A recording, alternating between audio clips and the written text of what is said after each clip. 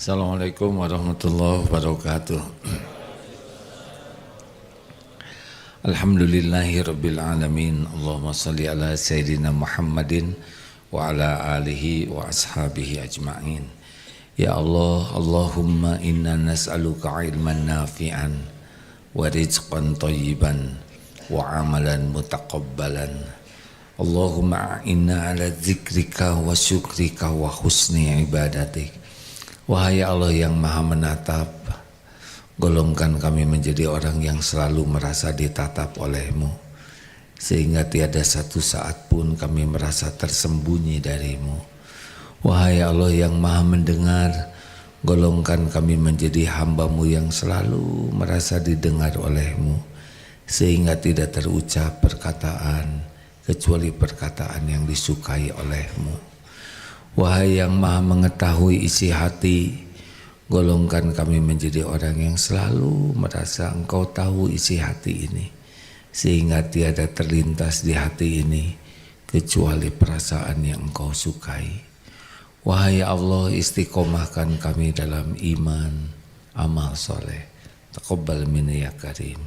Amin ya rabbal alamin. Jadi kalau mau tanya nikmat apa yang paling besar dalam hidup? Nikmat apa? Nikmat yakin. Ada Islam, ada iman, ada ihsan. Kalau Islam sudah syahadat, sudah bersaksi. Tapi kalau iman sudah percaya.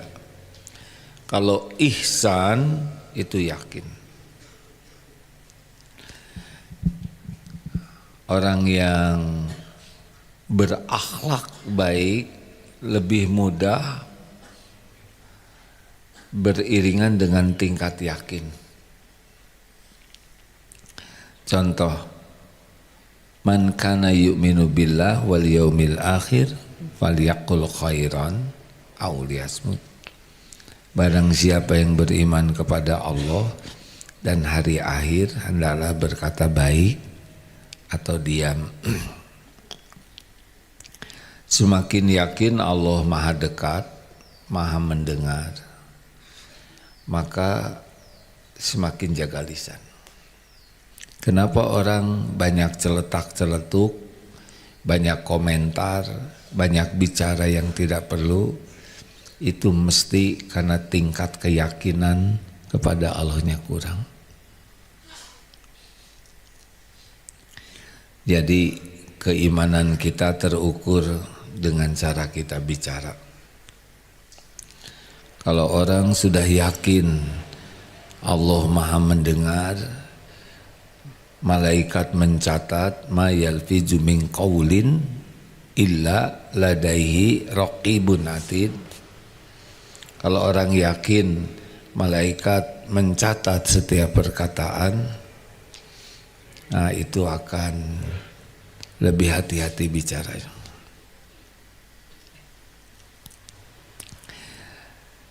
Setiap perkataan ini akan kembali kepada kita. Perkataan ini tidak bisa mengubah siapa-siapa. Karena yang kuasa mengubah adalah Allah Subhanahu wa Ta'ala. Maka kalau kita bicara, yang kita pikirkan adalah bagaimana perkataan kita disukai Allah. Selebihnya Allah lah yang menghujamkan ke setiap orang yang Allah kehendaki. Itulah sebabnya kita tidak perlu untuk kata-kata yang tidak diperlukan. Misal dagang, tidak perlu bohong, tidak perlu sumpah, tidak perlu memuji-muji barang dagangan berlebihan, tidak perlu, bicara saja. Kenapa? Karena yang menentukan orang beli atau tidak adalah Allah Subhanahu wa Ta'ala. Bisa dipahami tidak hadirin? Rezeki itu Allah yang ngatur. Kita berdagang itu ibadah. Kita dagang bicara. Allah lihat tidak kita lagi dagang? Lihat tidak? Allah lihat dan mendengar tidak perkataan kita. Yang membagikan rezeki siapa? Jadi kita bicara yang baik saja. Bagaimana ini jeruk manis atau tidak? Jawabannya bagaimana? Kalau kita jualan jeruk, ditanya jeruk ini manis atau tidak, jawabannya bagaimana? Kita tidak tahu. Tidak boleh mengatakan manis. Lihat sudah dikunyah oleh dia sebagian belum. Kalau mau buka satu. Ini salah satu contohnya, bisa dicoba. Wah ini asem saya nggak mau beli. Sakit hati jangan. Jangan. Kita sudah jujur. Kita sudah berbicara yang terbaik. Tapi dia nggak beli. Memang nggak bawa rezeki kita. Kenapa kecewa? Tapi saya sudah meluangkan waktu untuk dia. Saya sudah buka jeruk saya sehingga berkurang satu. Gak apa-apa. Itu pasti jadi kebaikan. Daripada manis padahal bohong. Kalau memang dia bawa rezeki kita, dia bakal beli. Kalau nggak bawa rezeki kita nggak akan beli. Gak apa-apa. Bagi kita sama aja, beli dan tidak beli, yang penting jadi amal soleh. Demikian pula waktu ngelamar kerja, nggak usah pakai bohong. Apa adanya, nanti kalau saya jujur saya nggak dapat kerjaan. Enggak. Yang menentukan kita bisa kerja itu adalah Allah. Bicara baik-baik saja. Sudah pernah bekerja, sudah mengerjakan apa? PR. Oh itu pekerjaan rumah deh. Demikian pula kalau mau nikah, santri nggak usah pakai bohong-bohongan. Pernah punya pacar tidak? Oh tidak, bohong. Kamu kan playboy cap 2 cula ya. Gak boleh nanya juga yang begitu ya. Kalau tidak ditanya sama sekali ya sudah diam. Bagaimana saya punya masa lalu yang tidak bersih, tidak usah diceritakan. Apa yang Allah tutupi jangan dibuka. Tapi kalau diminta jujur, misalkan, harusnya sih tidak usah nanya. Saya akan menentukan nikah dengan kamu ori atau tidak ori? Maaf ya. Ngerti gitu. Kamu ori atau tidak ori? Kalau udah tidak ori, ya ngomong aja. Wah kalau gitu saya nggak jadi nikah sama kamu. Gak apa-apa. Tapi Allah sudah mendengar perbicaraan ini. Dia dites kejujuran, dia jujur. Nanti Allah gantikan. Semua lelaki itu ciptaan Allah, milik Allah, dan yang menakdirkan jodohnya adalah Allah. Jadi jangan ragu ya kalau kita jujur kemudian kita rugi, enggak. Karena Allah suka kepada orang yang jujur.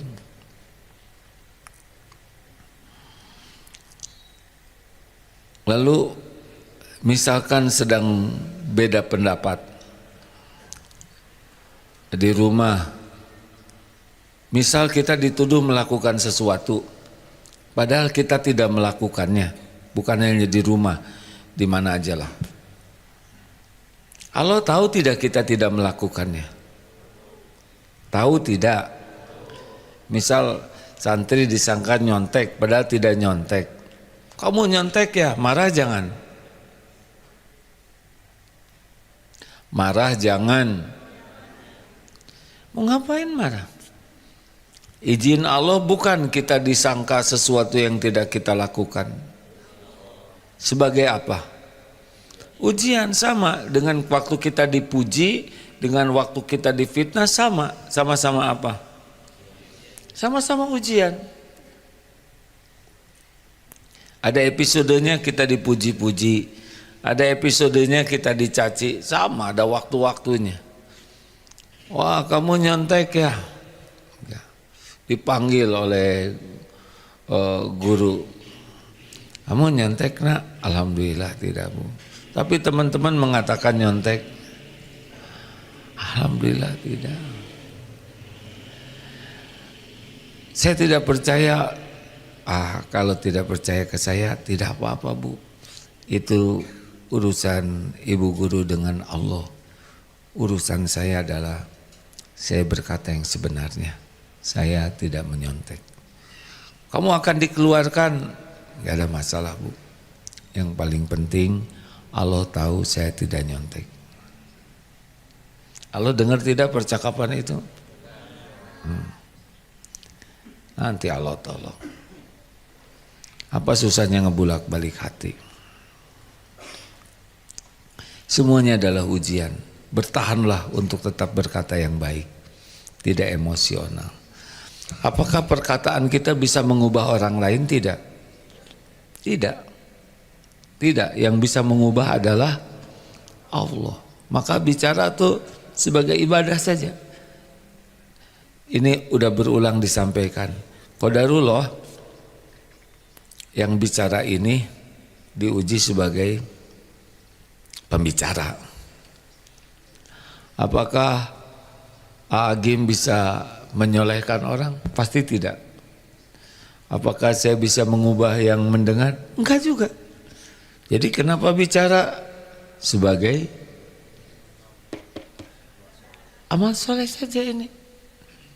Tugas saya itu bukan mengubah orang-orang. Enggak bisa. Itu mau mengubah bagaimana?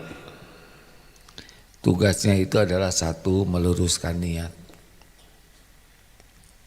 Mau apa ini ceramah? Mau dipuji, mau diakui, ingin dianggap apalah gitu ya. Ingin dianggap pinter, ingin dianggap, memang kalau bicara, bicara tuh macam-macam. Ingin dianggap ilmunya luas, ingin dianggap pengalamannya banyak, ingin dianggap hafal ini, hafal itu. Jadi dalam bicara itu belum tentu niatnya mencari pahala, tapi maunya memamerkan dirinya. Ini loh saya, hafalan saya banyak, saya sudah baca kitab ini, kitab itu, saya lulusan sana, lulusan sini.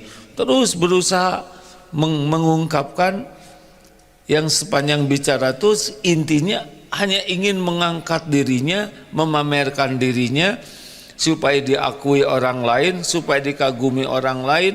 Allah tahu.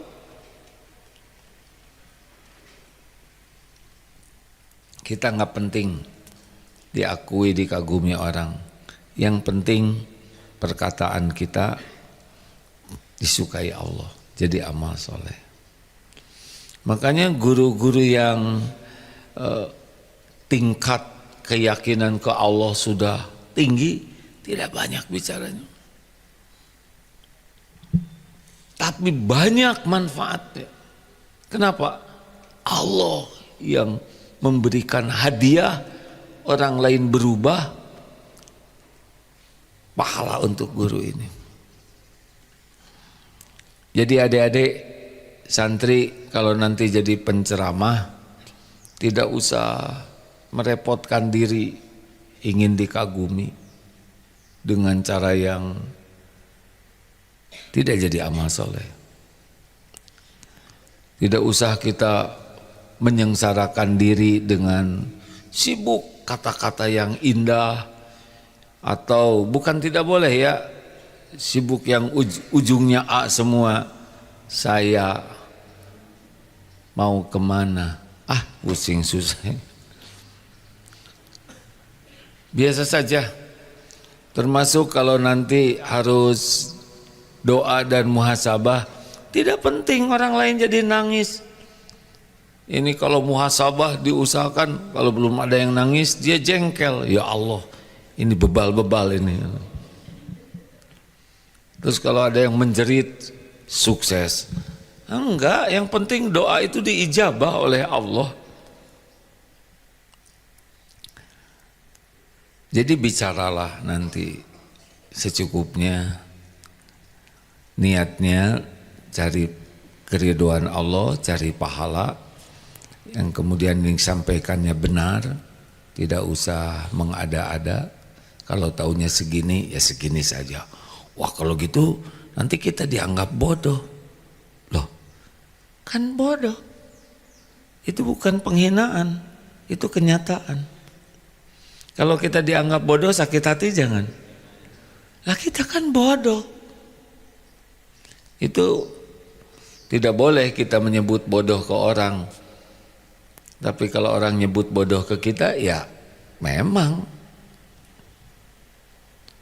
kita bicara secukupnya, yang benar, niatnya benar, yang disampaikannya benar, dan pastikan dampaknya juga benar. Selebihnya Allah yang ngebulak-balik hati.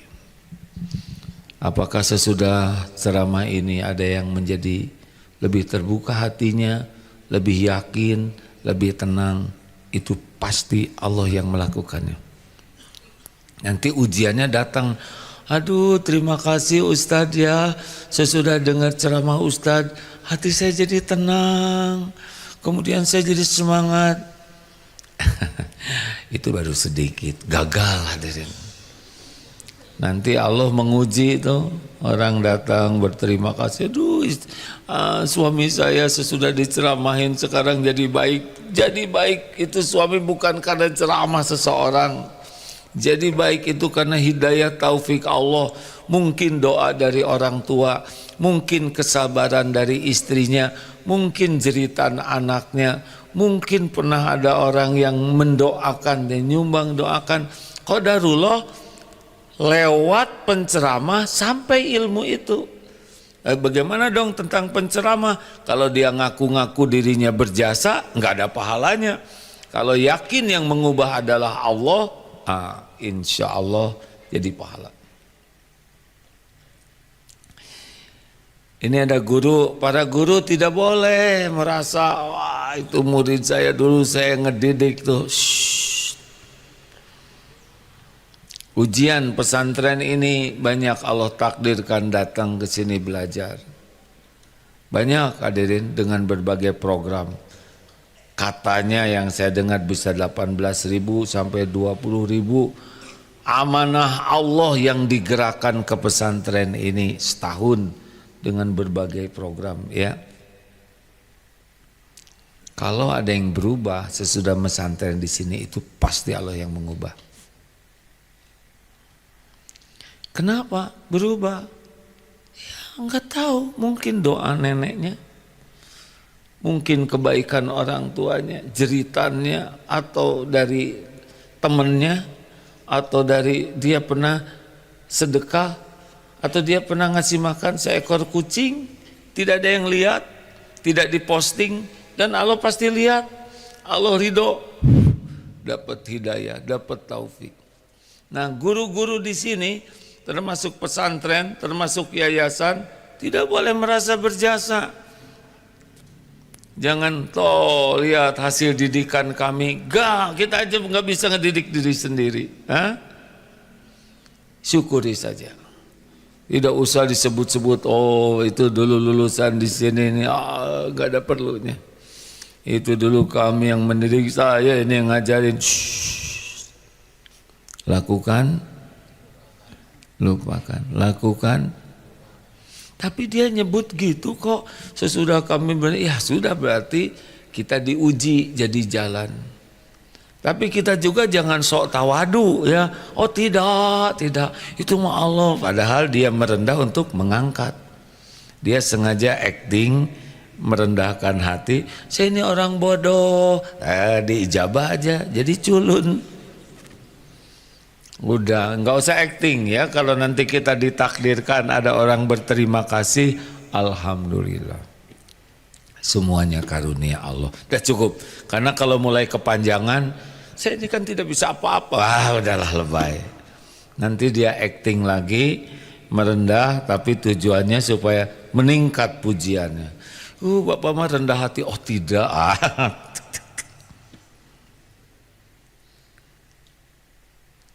Begitulah. Jadi tidak ada yang bisa mengubah selain Allah. Allahumma muqallibal qulub tsabbit qalbi ala dinik. Wahai yang membulak-balik hati, tetapkan hati ini dalam agamamu. Allahumma musarrifal qulub. Musarrifal qulub itu yang mengarahkan, yang menuntun hati.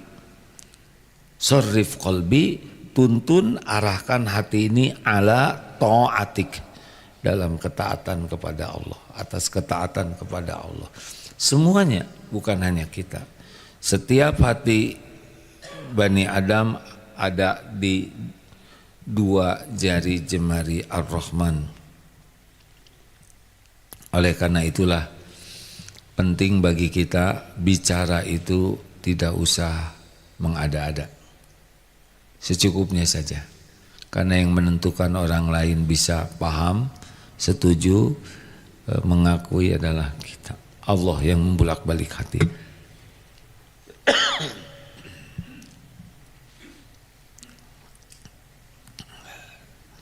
Di dalam berdebat juga tidak usah ngotot. Apakah boleh dalam Islam berdebat? Boleh. Ud'u ila sabili rabbika bil hikmah. Coba. Ud'u ila sabili rabbika bil hikmah wal mau'izatil hasanah wajadilhum billati hiya ahsan. Boleh berdebat dengan cara yang baik. Serulah orang ke jalan Tuhanmu dengan hikmah, dengan cara yang paling utama. Dan kalaupun berdebat dengan akhlak yang baik. Kenapa? Karena bagi kita berbicara itu ibadah. Yang membulak-balik hati adalah Allah. Misal di rumah nih, kalau udah berumah tangga kan pasti ada perbedaan pendapat. Tenang saja. Tapi dia enggak percaya ke saya, ya enggak apa-apa. Sekarang enggak percaya, nanti dibalikan hatinya oleh Allah bisa percaya. Ini mendengar dari salah seorang teman, mungkin sedang menyimak ini di Australia. Istrinya bekerja, kemudian atasan yang baru itu berprasangka yang tidak tepat, tidak pada tempatnya. Ternyata akhirnya ketemu tuh dengan atasan yang berburuk sangka ini. Ada yang membela siapa? Atasan sebelumnya. Allah yang menggerakkan. Jadi atasan yang sebelumnya malah mendampingi, menjelaskan kepada atasan yang baru yang beda pendapat. Emang siapa yang menggerakkan? Allah. Nanti pembelaan juga begitu. Ini cerita tentang suami yang itikaf. Pernah dengar nggak cerita ini? Pertanyaan sia-sia.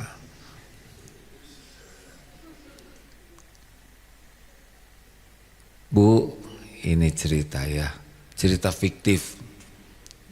Bu, saya mau itikaf. Itikaf? Gak boleh ditiru. Jumatan aja langka, ngadak-ngadak itikaf. Saya baru dengar ceramah bahwa hidup ini belum tentu lama. Selama ini saya berlumur dosa, ingin bisa tobat. Katanya salah satu yang bisa membuat lebih khusyuk kalau itikaf. Oh gitu, nggak usah begitu ya, nggak usah ditiru. Ibu-ibu jangan ada yang niru begini. Dicatat ya oleh malaikat. Alasan aja. Memang suaminya kurang soleh sebelumnya, jadi istrinya curiga. Ya bu, beneran. Akhirnya pergi. Besoknya pulang. Dari mana? Semalaman enggak pulang. Itikaf bu. Gak percaya gitu. Kenapa ditelepon gak ngangkat? Saya ngajar, saya matikan. Tuh kan, semuanya salah. Gak percaya pak? Gak ada riwayatnya itikaf. Ya bu, tapi saya itikaf. Gak percaya? Ya udah, nggak apa-apa. Kata Ustadz, kalau istri nggak percaya bisa dimaklumi kalau selama ini memang sayanya juga tidak bisa dipercaya. Ibu nggak percaya nggak apa-apa. Tapi saya mengatakan yang sebenarnya. Gak percaya, tetap nggak percaya. Sekali tidak percaya, tetap tidak percaya. Tidak percaya. Tahu artinya apa? Ini anak pejuang kemerdekaan. Sekali merdeka, tetap merdeka. Astagfirullah. Aduh, maaf ya Allah, ampun. Astagfirullah. Ini dicatat nih. Astagfirullah. Tapi suami tenang karena udah dapat ilmunya. Allah udah tahu kok saya itikaf. Ampun ya Allah. Istri saya nggak percaya, wajar karena selama ini saya suka ngebohong. Astagfirullah, astagfirullah. Nggak marah, nggak jengkel. Wajarlah istrinya tidak percaya sedang dia selama ini suka bohong. Allah takdirkan begitu karena memang sebagai balasan pembohong. Tapi kalau Allah mau menolong, istrinya belanja tuh ke tukang sayur. Sama ibu-ibu lain belanja, Bu makasih ya ke suaminya. Apaan? Terima kasih ke suami saya. Cemburu lagi nih. Iya kan tadi malam suami saya, kata ibu yang satu lagi, diajak oleh suaminya itikaf. Alhamdulillah suami pas pulang itikaf tuh langsung minta maaf ke saya. Langsung benar-benar bertekad jadi suami yang baik. Terima kasih ya Bu ya, suami ibu sudah ngajak suami saya. Wet. Astagfirullahaladzim. Ini korban film kartun kayak gini.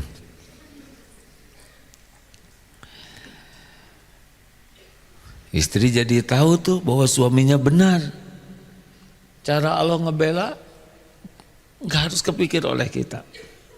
Kan Allah udah tahu itikaf. Allah juga tahu istrinya nggak percaya. Allah juga lihat suaminya sabar dan tobat. Allah lah yang bagian menjelaskan, ya kan? Maka digerakkanlah tuh tetangga ketemu ke tukang sayur yang sama. Coba kalau tukang sayurnya beda, nggak ketemu tuh ya. Diatur aja supaya ketemu dengan waktu yang sama. Allah maha mengatur kejadian.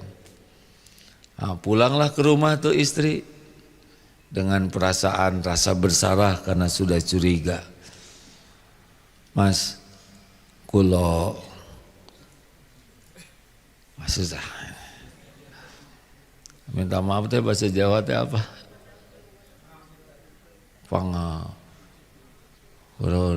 Ora iso basa Jawa Mas.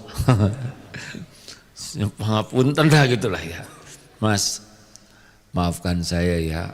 Saya sudah suudzon. Habis aneh aja lihat Mas tiba-tiba mau itikaf, nggak ada dalam sejarahnya, diulangi lagi tuh. Ternyata kata tetangga, Mas malam itikaf, maafin saya ya Mas. Ini sekarang ujian buat suami. Makanya dari dulu saya nggak soleh-soleh tuh. Gagal ujiannya. Padahal Allah udah nolong dia. Allah udah ngegerakin itu tetangga untuk menjelaskan. Harusnya sadar, ini teh udah ditolong oleh Allah, jangan. Tuh, jadi ibu tahu kan kenapa papa selama ini nggak pernah mau ibadah? Karena ibu curiga, habis. Harusnya bagaimana? Bu, Pak, Mas, saya minta maaf. Udah nggak ada masalah. Saya mengerti kok kalau ibu nggak percaya sama saya, sangat wajar. Udah, doakan aja supaya istiqomah.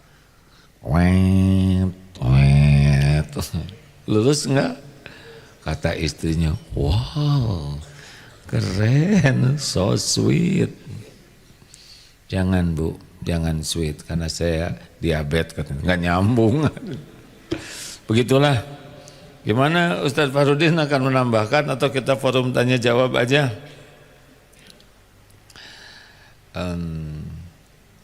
Ya ini lanjutan yang kemarin, Allah yang membulak-balik hati. Jadi makin kuat iman cirinya makin hati-hati. Kata Umar bin Khattab radhiyallahu anhu, orang yang bertakwa itu seperti orang yang berjalan di sekitar onak dan duri. Hati-hati jangan sampai menginjak yang Allah tidak suka. Jadi hati-hati. Jadi kalau bicara hati-hati, menulis WA hati-hati. Semuanya ujian. Ya. Tahu kata kunci lainnya al-hilm dan al-ana. Jangan mudah marah, harus bisa mengendalikan marah dan jangan tergesa-gesa. Ini yang membuat lebih mudah kata-kata kita rusak.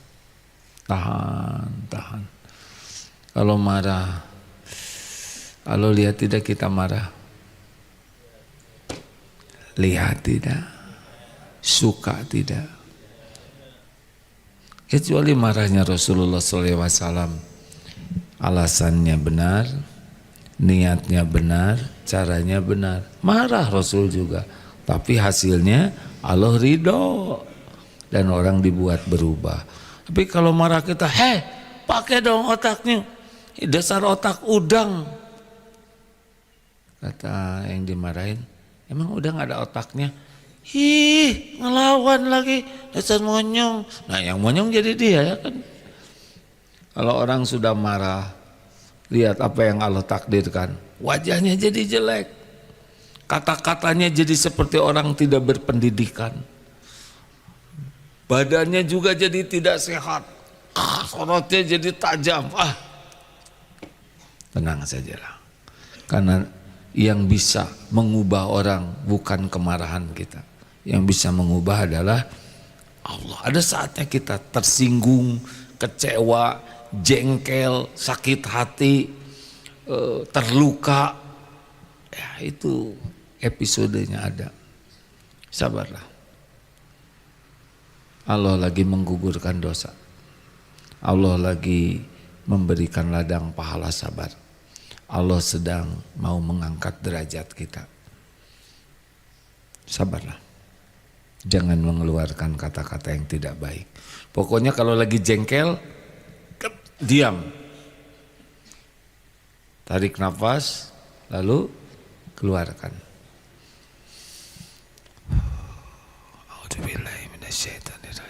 Gak usah pakai begini tangannya. Kok diam aja? Jawab dong. Itu telinga atau jamur? Ingat aja ini lagi digugurkan dosa ya. Ya saya sedang menyimak, sedang mencari hal-hal yang harus saya perbaiki. Jawab dong. Saya jawab sedang milih kata-kata terbaik. Gitu dong. Punya duit nggak? Punya. Udahlah, yang bisa mengubah adalah Allah. Semua la haula wala quwwata illa billah. Silakan. Ustaz mau menambahkan? Ada di surat Al-Baqarah. Silakan pertanyaan dulu ya.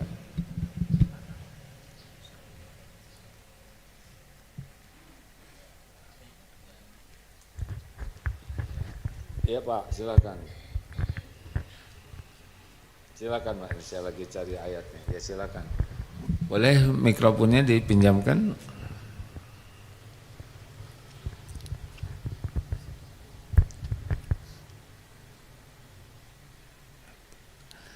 Innaka la yahdi man ahbabta walakin Allah yahdi man yasha. Sesungguhnya engkau Muhammad tidak dapat memberi petunjuk. Innaka la yahdi man ahbabta, tidak bisa memberi petunjuk kepada orang yang engkau kasihi. Walakin Allah, melainkan Allah, yahdi man yasha, memberikan petunjuk kepada siapa yang dia kehendaki. Wa huwa a'lamu bil muhtadin, dan dialah Allah yang mengetahui siapa yang mau menerima petunjuk. Surat Qasas ayat 56. Di dalam surat Al-Baqarah 272, laisa alaika hudahum walakinnallaha yahdi may yasha. bukan kewajibanmu wahai Muhammad menjadikan mereka mendapat petunjuk. Laisa alaika hudahum, bukan engkau yang bisa ngasih petunjuk, walakin Allah, melainkan Allah lah yang memberi petunjuk kepada siapa yang dia kehendaki. Al-Baqarah 272. Tadi surat Al-Qasas 56. Silakan. Ada pertanyaan, Pak? Bismillahirrahmanirrahim. Terima kasih ya telah memberikan kesempatan kepada saya. Saya adalah guru ASN P3K yang sudah 1 tahun tidak mengajar lagi. Saya dipecat, Pak. Ya. Iya, Pak. Tapi saya gembira justru dipecatin ya. Saya nggak merasa gaji saya nggak masuk ke rekening saya sedih nggak. Saya gembira. Kalau ada kasus yang viral sekarang ini, kepala sekolah menampar siswa yang merokok, saya dipecat oleh kepala sekolah yang sedang merokok. Itu kejadiannya 1 tahun yang lalu.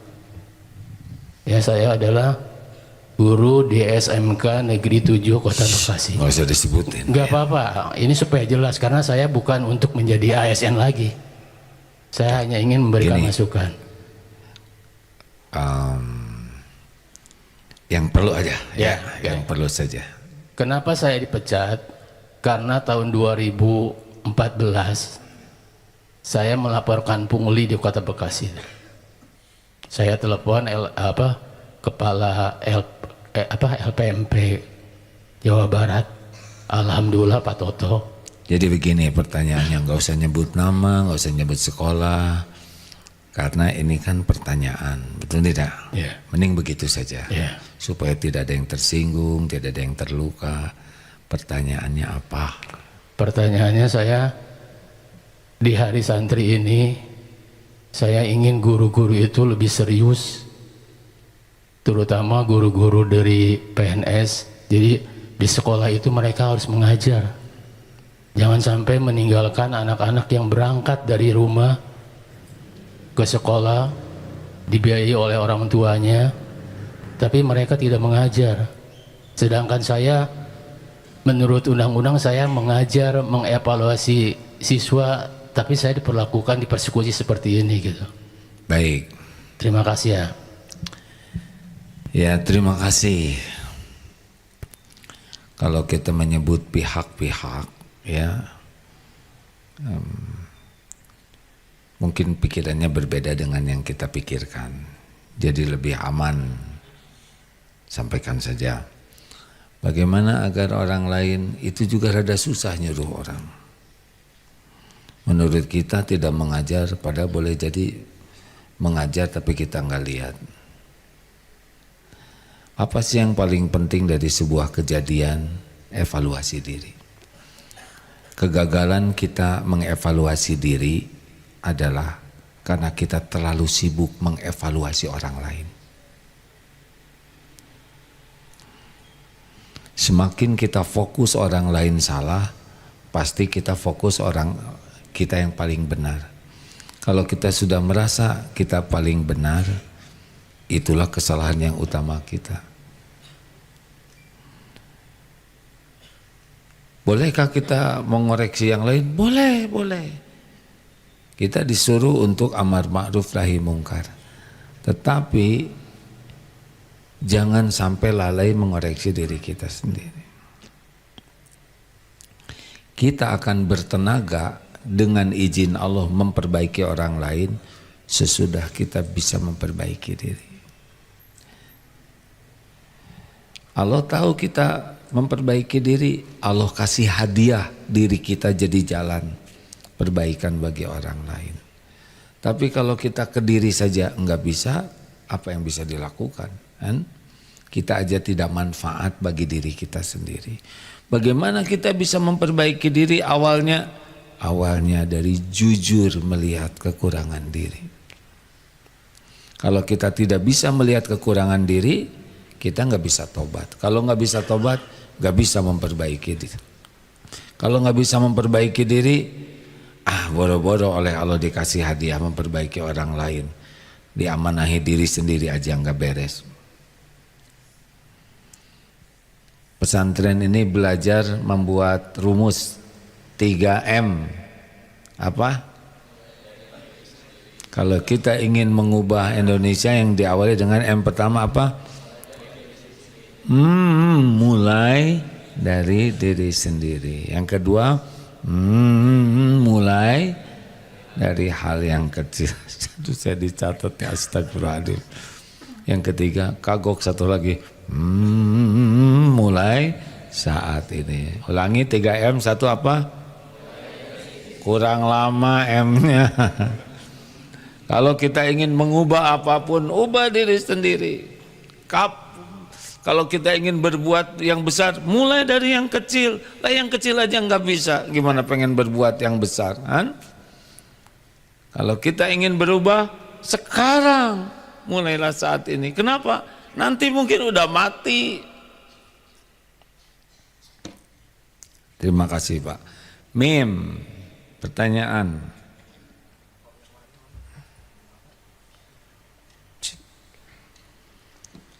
Bismillah. Ada? Ada. Silakan. Terima kasih. Itu rezeki begini datang sendiri. Jazakallah khair. Ya.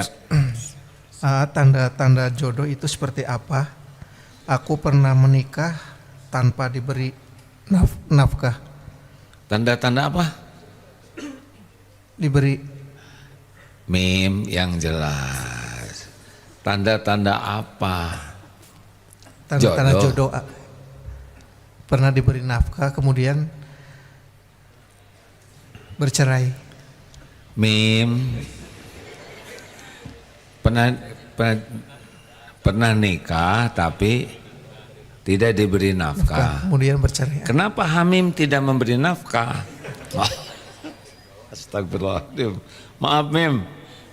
Memaafkan tidak Mim? Maafkan. Ya. Hamim ini luar biasa. Beliau bertanggung jawab nih terhadap sound system ini. Bisa jutaan orang kalau Hamim gemes ke saya, tuk, matiin, cabut, pergi aja. Hamim terima kasih ya atas semua pengorbananmu. Laksanakan tugas dengan baik. Jadi pertanyaannya apa Hamim? Udah nikah, tidak Diberi nafkah. Diberi nafkah, kemudian Bercerai. Terus? Apakah itu termasuk jodoh? Apakah itu termasuk bukan jodoh? Udah cerai kan? Sudah. Udah bukan jodoh. Kemarin jodoh. Kenapa kok gini ya? Wallahu alam ya, tiap orang kan jodoh itu termasuk rahasia Allah. Surat Ar-Rum ayat 21. Wa min ayatihi an khalaqalakum min anfusikum azwaja litaskunu ilaiha wa ja'ala bainakum mawadah wa rahmah inna fi dzalika la ayatin liqaumi yatafakkarun. Benar gitu ya? Wa min ayatihi, diantara tanda-tanda kebesaran Allah ini. Jadi jodoh ini memang rahasia Allah. Udah lama kenal gak jadi, baru kenal jadi. Rahasia Allah, semuanya adalah ujian. Yang bagus itu yang bagaimana?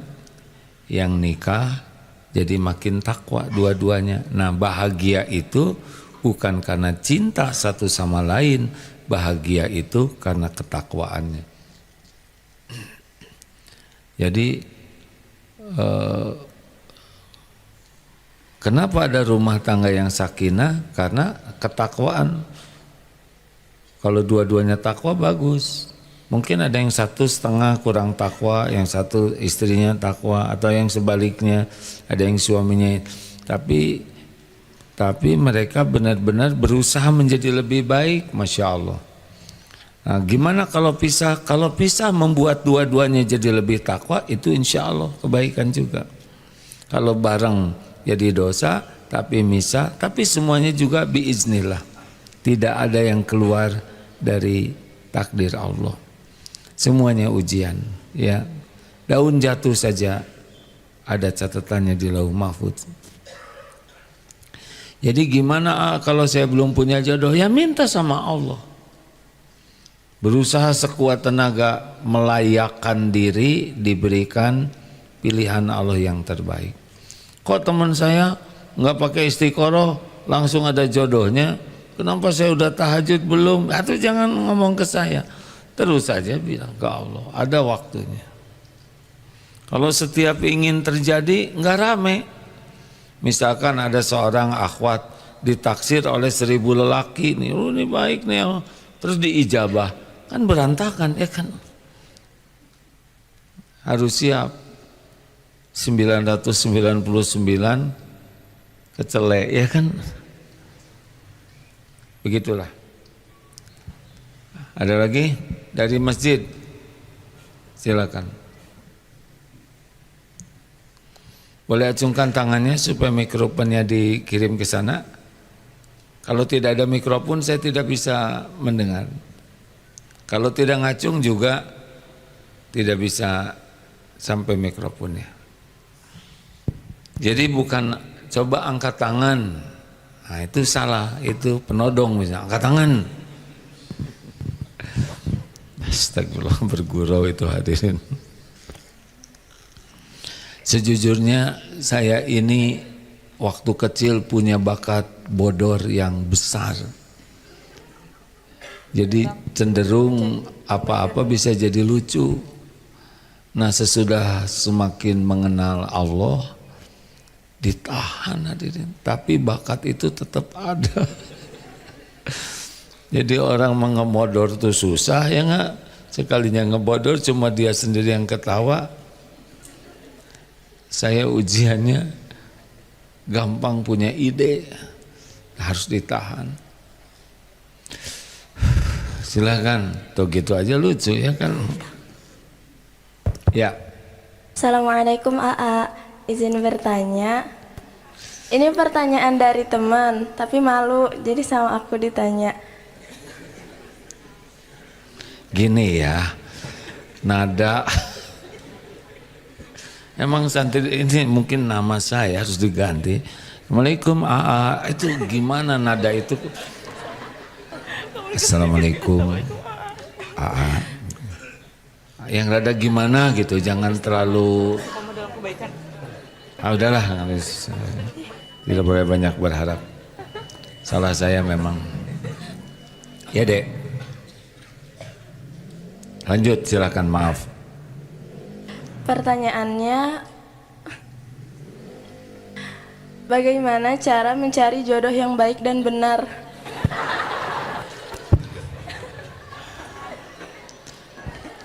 Cari jodoh yang baik dan benar.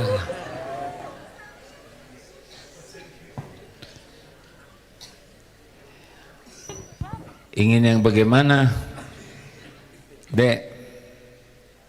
Yang ada semua. Ada semua. Ada apa ya? Ada semua gimana? Ada kejahatannya gitu. Harus jelas.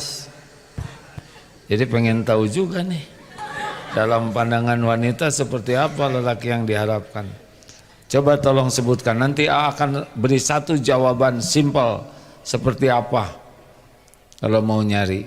Coba ada dalam bayangan ada seperti apa jodohnya. Katanya yang bisa menuntun kita ke surga, A. Habis jawabannya. Udah tahu jawabannya nanya. Iya benar itu. Kalau mau cari lelaki yang takut kepada Allah. Kalau dia takut kepada istri, dia akan baiknya hanya di depan istri. Tapi kalau lelaki takut kepada Allah, dimanapun dia berada, dia akan jaga dirinya. Itu intinya. Dan lelaki yang takut kepada Allah namanya lelaki yang bertakwa. Kalau lelaki sudah meremehkan wanita, itu pasti kurang takwa. Kalau lelaki tidak takut kepada Allah, dia akan berbuat maksiat. Satu-satunya yang bisa mengerem dari perbuatan buruk adalah takut Allah murka kepadanya. Dimanapun berada, dia akan jaga diri. Walaupun jauh dari istri, walaupun jauh dari orang tua, dia jaga diri. Tapi kalau tidak takut ke Allah, sudah. Sedikit jauh dari istri, dia akan berbuat dosa. Bagaimana supaya dapat yang begitu? Allah lihat kelakuan wanitanya. Kalau wanitanya berusaha menjaga diri, berusaha untuk memelihara diri, karena takut juga Allah murka, nanti Allah yang ngatur. Semua ikhwan lelaki itu ciptaan Allah, milik Allah, dibulak-balik hatinya oleh Allah. Tapi ada ikhwan yang mau sama saya, cuma orang tuanya enggak mau. Nikahnya mau sama siapa? Ya sama ikhwannya, tapi orang tuanya enggak setuju. Tenang saja, kalau Allah setuju pasti ada jalannya. Segera tobat. Kenapa tobat? Siapa tahu lebih banyak ingat ikhwan ini daripada ingat Allah. Siapa tahu lebih berharap dari orang tuanya daripada berharap dari Allah. Tenang saja, istiqoroh terus. Kalau memang jodohnya akan menikah. Tapi katanya ikhwannya nggak punya duit. Akhwatnya punya duit, keluarin. Nanti ada rezekinya. Dulu ingat sekali di sini di mihrab nih. Saya mau nikah, amin, alhamdulillah. Tapi saya lagi jadi stres. Kenapa? Saya takut kalau udah nikah saya nggak bisa ngebiayain. Adek usia berapa? Saya 25 tahun. Selama ini rezekinya ada tidak? Oh, saya ada, cukup. Itu calonnya umurnya berapa? 25 tahun. Selama ini ada nggak rezekinya? Oh, saya lihat ada. Terus gimana udah nikah jadi pada hilang begitu ya? Udah nikah pasti ada rezekinya, dua ngegabung. Oh gitu ya? Ya memang begitu. Tiap orang ada rezekinya. Beberapa waktu yang lalu ketemu lagi itu cerita. Alhamdulillah. Udah punya ini, punya itu. Ya Allah ngasih rezeki. Terakhir. Pertanyaan terakhir. Itu yang paling belakang kelihatannya boleh ya, ngacungnya sudah sampai setengah berdiri begitu. Maaf kita jam 6 selesai ya.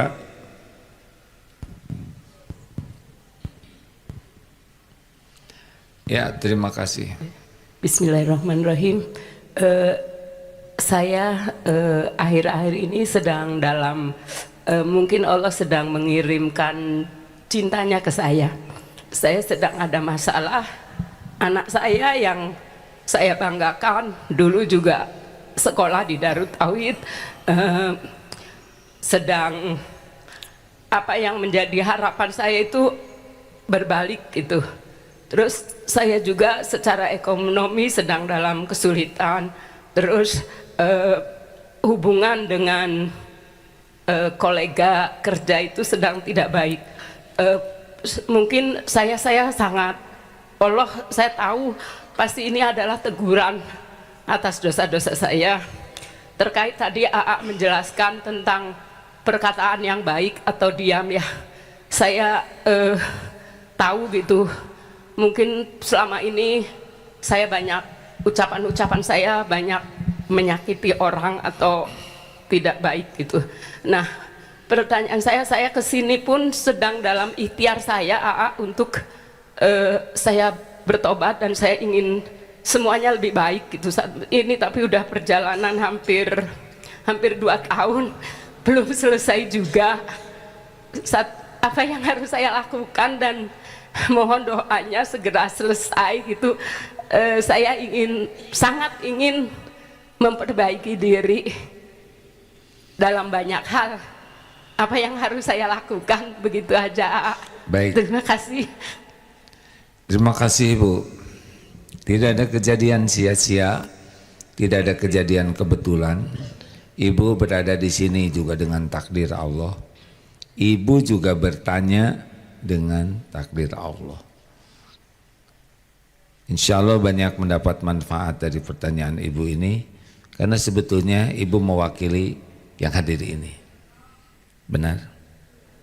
Ini kalem-kalem begini aslinya banyak masalah, termasuk yang bicara. Musibah terjadi dengan izin Allah. Ma asaba min musibatin illa biiznillah. Tiada satupun musibah yang menimpa kecuali dengan izin Allah. Wa may yu'min billah yahdi qalbah. Barang siapa yang beriman kepada Allah, Allah memberi petunjuk di hatinya. Wallahu bikulli syai'in alim. Dan Allah Maha mengetahui segala-galanya. Yang kedua, surat Asy-Syura ayat 30. Wa ma asobakum min musibatin fabima kasabat aydikum wa ya'fu an katsir. Musibah apapun yang menimpamu disebabkan karena perbuatanmu sendiri, dan Allah mengampuni sebagian besar. Jadi musibah apapun izin Allah, penyebabnya adalah dosa yang kita lakukan. Yang lain-lain cuma jalan. Anak jalan sampainya teguran Allah, kolega jalan, ini jalan, penyakit jalan, semuanya jalan dari Allah sampainya buah dari perbuatan yang kita lakukan. Jadi kalau dompet hilang, dicopet, jangan merasa korban copet, aslinya kita korban perbuatan kita sendiri. Copet itu hanya bagian dari sampainya teguran Allah atas dosa kita. Jadi jangan merasa sebagai korban orang lain. Kita adalah korban dosa kita sendiri. Kalau kita merasa korban orang lain, kita tidak bisa tobat. Apa yang harus kita lakukan? Satu, husnuzon kepada Allah. Berbaik sangkalah bahwa takdir kepahitan ini pasti membawa kebaikan yang banyak. Tidak ada satupun musibah yang menimpa kecuali dengan izin Allah, dan Allah Maha baik. Ana 'inda dzanni abdi bi, aku sesuai dengan prasangka hambaku. Berbaik sangkalah kepada Allah, seberat apapun masalah mudah bagi Allah menyelesaikan. Tidak ada yang sulit. Innama amruhu idza arada syai'an ay yaqula lahu kun fayakun. Dua, wasta'inu bis sabri was shalah. Perbaiki kesabaran dan salatnya. Salat. Husnuzon itu bagian dari kesabaran. Salat. Kalau salat kita berantakan, hidup berantakan. Salat kita berkualitas, hidup akan dibuat berkualitas. Pertolongan Allah disandarkan oleh Allah berbanding dengan kualitas solat kita. Kalau solatnya jelek, ya kehidupannya akan jelek. Solat apa saja selain solat fardu yang 17 tambah solat rawatib, solat nawafil itu 10 sampai 12 tambah tahajud, itu aja 11 udah jadi 40 tuh. Makin banyak sujud, makin dekat dengan pertolongan Allah. Tepat waktu, berjamaah, apalagi lelaki di masjid. Ingin ditolong Allah, perbaiki sholat. Apalagi yang ketiga, sedekah. Sedekah. Wa mimma razaqnahum yunfikun. Alladzina yunfikuna fis sarra'i wad dharra. Orang bertakwa adalah orang yang senang berinfak dalam lapang dan sempit. Saya lagi sempit sekali, tetap berbuat. Bisa sedekah dengan senyuman, perkataan baik, sedekah dengan mengut sampah. Kullu ma'rufin sadaqah. Setiap kebaikan itu sedekah. Wallahu fi aunil abdi makanal abdu fi auni akhih. Allah senantiasa menolong orang yang senang menolong. 4. Al-Quran. Al-Quran itu adalah mukjizat yang Allah berikan kepada Rasulullah dan ada sampai sekarang. Interaksi dengan Quran itu adalah interaksi dengan mukjizat Allah. Maka orang yang benar-benar akrab dengan Quran dan ikhlas, menjadikan setiap huruf yang dibacanya niat takarub kepada Allah, mencari keridhaan pahala dari Allah, makin dekat dengan Quran, makin sering membaca Quran, barokah. Membacanya berkah, menghafalkannya berkah, memahami artinya berkah, mengamalkannya berkah, mendakwahkan Quran berkah. Asal ikhlas. Jauh dari Quran, jauh dari keberkahan. Dan yang kelima, banyak istighfar. Man lazimal istighfar ja'alallahu lahu min kulli hammin farajan wa min kulli daiqin makhrajan wa razaqahu min haitsu la yahtasib. Barang siapa yang terus istighfar, udah nggak usah banyak ngobrol apa-apa. Astagfirullah, ampun ya Allah, ampun. Terus menerus menetapkan waktunya dengan istighfar. Satu, Allah akan lapangkan hatinya dari kesempitan, cemas, galau hilang. Yang kedua, Allah beri jalan keluar apapun masalahnya. Dan yang ketiga, Allah berikan rezeki dari tempat yang tidak diduga-duga. Berprasangka baik, perbaiki sholat, sedekah, Quran, dan istighfar. Semoga Allah menolong. Terima kasih, waktunya habis. Subhanakallahumma bihamdik, asyhadu alla ilaha illa ant, astagfiruka wa atubu ilaik. Assalamualaikum warahmatullahi wabarakatuh.